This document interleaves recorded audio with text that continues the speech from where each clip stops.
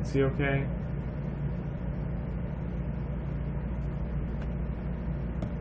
Alright. Yes. Alright. Alright, so we're going to be looking at a Seesaw challenge. Seesaw is fucking awesome. This one is called Sleeping Guard. The intro blurb to it is only true hackers can see the image in this magic PNG. It gives you a netcat link that you can use, and it lists the credit to the author. Gives you the Python, so you can come look at that. Anyone not know netcat? Speak now. It's kind of important. You said netcat? Yeah, netcat. Netcat. I heard of it. Remind me what it does again? It does this. Spoilers. So it pretty much connects to a server, and in this case we're being handed this giant block of encrypted data that it's our job to decrypt. So netcat just allows you to make a request to a server. In this case, we're making a request to the crypto challenge.seesaw.io 8000 port, and it's connected to that Pi code that we were given earlier that we'll look at in a second. And this gives us back a big dump of encrypted data that we assume is a picture. So that's ugly. Let's jump into here and we can kind of look at things. So first, let's look at the Python code they gave us. This is the part that's technically doing the encryption. They're importing base 64. They're importing reactive protocol. This is, I'm guessing, what's outputting to the port that we're looking at. They're importing OS. This is to interact with the image file that's on their server. And they're selecting a port 9013 in this case, but we're connected to 8000. I assume 9013 you could probably do something with it, but for our purposes it's not too important since all we care about really is decrypting that image. So let's start from the very top. And the first function they define is get bytes from a file. You give it a file name, it opens it, and returns it in a byte format. They also have a key specified that's been censored out, so we don't know what that key is. That's going to be used in part for the cryptography, and we're going to have to find out what that key is actually being used as. The length encryption key is just the length of this key. So obviously if this key was properly set up, it would just return the length of that specified key. And then get magic PNG. This is the part that's actually decrypting, or encrypting I should say. It pretty much gets the bytes from the file for sleeping.png. It returns an encoded, it then base 64 encrypts it, and then it gets the key length, and here somewhere, it's not listed in this file, but it's implied. I think later on we'll see that this is actually encrypted over again. But for now, all we know really is that it's base 64 encoded. These other parts are less important. It's just a factory function that's being used to start the encryption process. So the actual output that we get from that image looks like this. It is very ugly, but we know that it's base 64 encoded.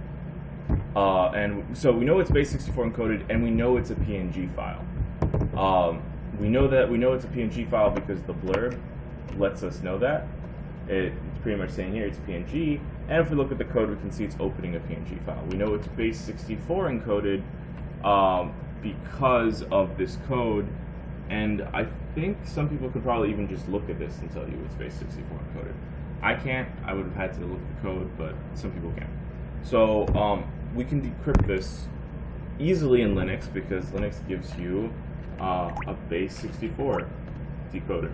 You just say base64.d. We have our encrypted file saved in out, so I'm gonna put that decrypted in out underscore decode. This is gonna actually open right when I have. I'm also going to have it put out in out.png. just so we have both of those. We're not going to be able to really look out .png, and you'll see why in a second. So when we try and open out the PNG, we get failed to load image, so this file is kind of corrupt. So if we look at the out.d code, so does anyone know anything about PNG files? Anyone at all? No. Okay. No. Well, PNG files, if you do a quick wiki search on it, you'll find out they actually start with a file header. So every PNG file starts off with a specific number of bytes. I think the number is 12, if I'm right. 1, 2, 3, 4, 5, 6, 7, 8. I thought it was 12.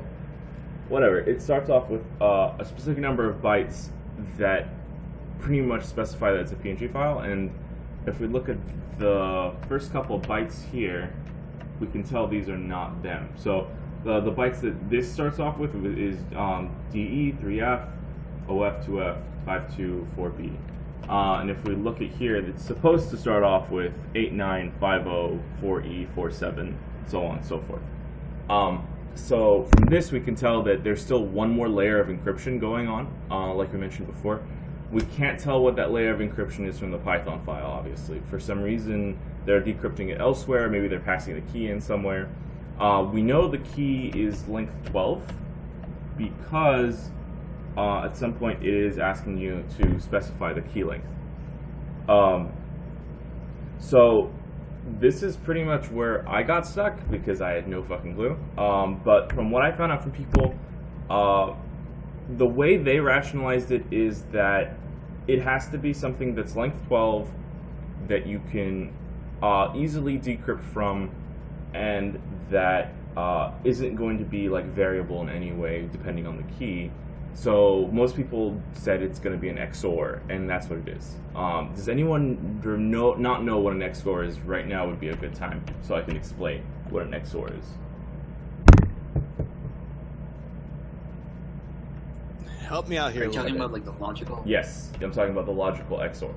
Does anyone know what that is, or don't know what that is? Little help here. Okay, so do you guys? Everyone knows what an OR is, right? Right. Okay, so XOR is exclusive OR. So when we're doing this OR here, in a normal OR statement, this should be 1, 1, 1, 1, 0, because you only care if one of these is true.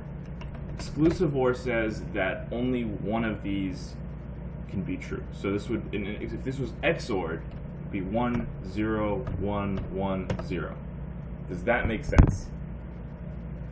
Yes, Okay. actually it does. All right, cool. So XOR is actually used every now and then for encryption. In this case, it's being used. So here's the good news. We know what the first 12 bytes of our code is supposed to look like, and we have what the first 12 bytes are in this case. So, and I think I can demonstrate this with this actually.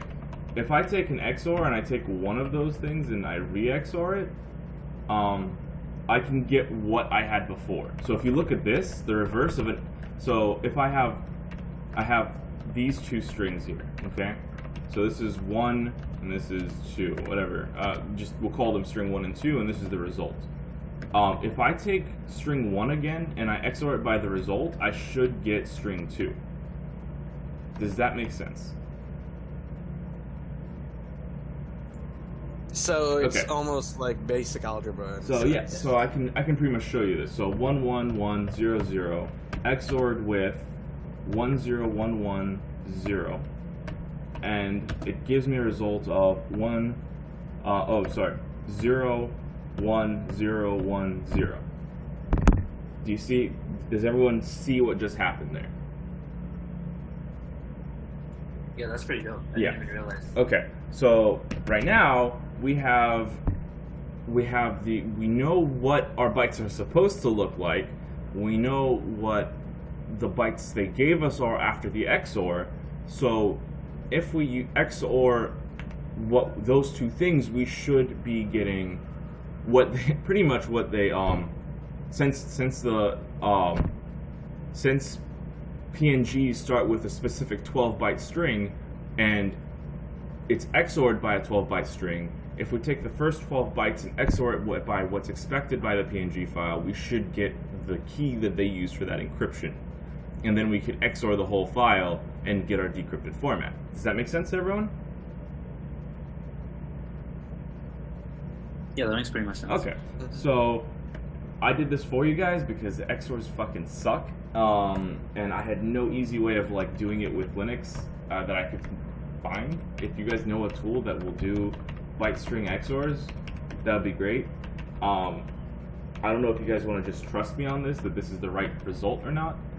By the way, I should mention a lot of this I've taken from Megabeats. I will show his write-up at the end of this if anyone wants to go look at it. But this is basically his XOR. I just took it because I didn't want to do the XOR myself, but I'm pretty confident in it being the right result. If you guys are interested in seeing the actual nitty-gritty of how this is done, we can sit down and do it. I don't like going into binary. But basically, this is the byte string, and this actually translates to something. It's not just random gibberish. It translates into, and I think if we go to, I have the actual decrypt code. It decrypts to whoa, a key, exclamation point, question mark. So that is the actual key in this result.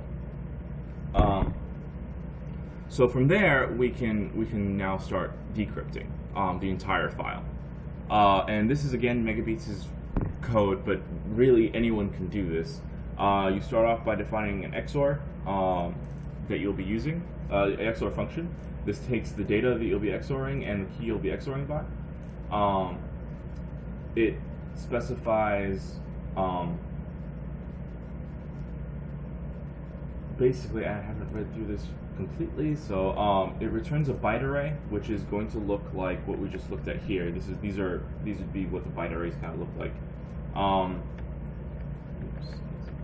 It returns a byte array and this is for those of you who don't know, the caret symbol generally, I know in Python and I think in Java too even, the caret symbol is an XOR, generally speaking. So what this is doing is it's saying for every integer in the range between 0 and the length of the data that we're providing it, get that character of data. So we'll start at 0, 1, 2, 3, 4, 5, so on and so forth, and then take the key I mod L, which means that, so this is going to loop back on itself. Is everyone familiar with modulo? Anyone not know what modulo does?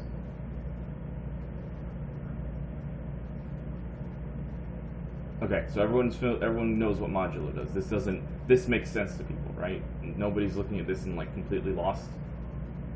I think we should be all good here. Okay. If anyone, yeah. Okay, so pretty much it pulls the key and then loops back over this key as it goes through. So 0 through this will so once it gets past I is equal to 12, once I is equal to 12, it'll go back and get the first letter of the key and keep going back through. And then it just XORs over that key. So does this part now make sense? Is anyone absolutely lost at what's happening here? I'd understand if you were. It might take a second to totally get what this is doing. But basically, it's going through the data and XORing it by that key over and over again, every 12 bytes. Just like we did with this first 12 bytes, it's just doing that over and over and over again. So that, except that instead of having this this part here, it swapped it with this part. So the keys are being XORed, and you're actually getting your result data. So from there, here we're just specifying what our data is. It's our out.png file that we got before that we couldn't open because it was encrypted. It's just read into a byte array. We also have our key, which is the bytes that we decrypted from before for our key, which you can see up here, 57, 6F, 41, so on and so forth. And then we just say, open up a new file called decrypted.png and write to it. And as you write to it, what you write to it is the XOR data with the key, and then your result is printed to that decrypted.png file. Does that make sense? Yeah. There's actually a few new people who joined, so if you wanna just Yeah. do it like an overview, that might be helpful. Hello, people who joined. Where'd you guys join in at? Should we start over from the start? Most of them joined in while you were going over XR. Okay. So, what we are looking at, I'm just sip of. I have all my food sitting right here next to me. So, we are looking at a Seesaw 2016 challenge. Seesaw happened about 3 weeks ago, 4 weeks ago, something like that. And they have a really nice variety of challenges and everything. So, one of their first really low point crypto challenges is called Sleeping Guard. Basically, they're saying only true hackers can see the image in this magic PNG, and they're giving you a netcat link that you can put into your terminal and connect to. And when you do that, you are given a big block of encrypted data, and this is our PNG that we need to figure out how to decrypt. They also give us, quite nicely, the Python file that they used to encrypt it, that you later find out is actually missing a few parts, which has always been weird to me. That the actual secondary XOR encryption part is missing. But yeah, that does happen, and so they give you this code. And for those of you who weren't here, basically what this code is doing is it's getting the bytes from an image file, which is called sleeping.png. It's encoding those bytes in base 64, and then it uses some key that we can't find to do some more encryption. And the reason we know it's more encrypted is because when we decrypt the base 64, our image is still corrupt. We can't actually open up that image. And if we look at our decoded output, we can, if anyone is not familiar with PNG files, the first 12 bytes of a PNG file have a specific format. And that format, for those of you who don't know, looks like this. It should be 89, 50, 4E, 47, so on and so forth, okay? And we don't follow that format. So what we can end up finding is that this is actually being XORed by something. And since we know what it should look like and what it does look like, we can use that to XOR. Oh yeah, and the one other thing is that we also know that that the key is 12 bytes in length. Because it's in a string, every character is generally 1 byte. So we know we have the first 12 bytes from the file. We know what the first 12 bytes of that file should look like, and we know that our key is 12 bytes long. So what that lets us do is that lets us XOR in order to find our key, which in this case is whoa, a key, exclamation point, question mark. You can then write a script to go through and XOR data, given a key and some data. This is, again, I don't take credit for this. This is done by a CTF player named Megabeats. He does a great job. He always has very good, high quality write-ups. And then once you run this file, you will get the decrypted image. So if what's going on so far makes sense to everyone, we can go through and we can actually run that file and have a look at that decrypted image. If it doesn't, just let me know. We can go back and look at whatever does not make sense to you.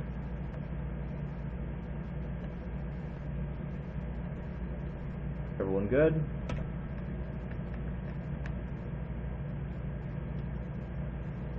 Well, at least everyone's muted, so I assume everyone's good. Oh, Ryan's typing.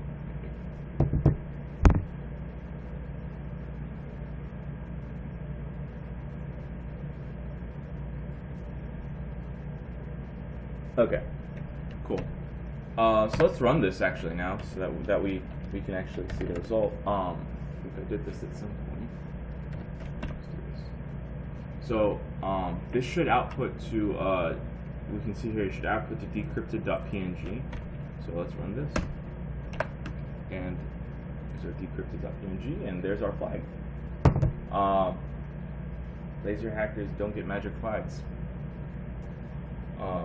again, I don't take credit for this. I'm actually gonna post Megabeats' write up in the chat for anyone who wants to look at a deeper, like, dive into what he wrote. My only critique of his write-ups is sometimes he jumps things and doesn't really explain what's going on. But overall, he does good work.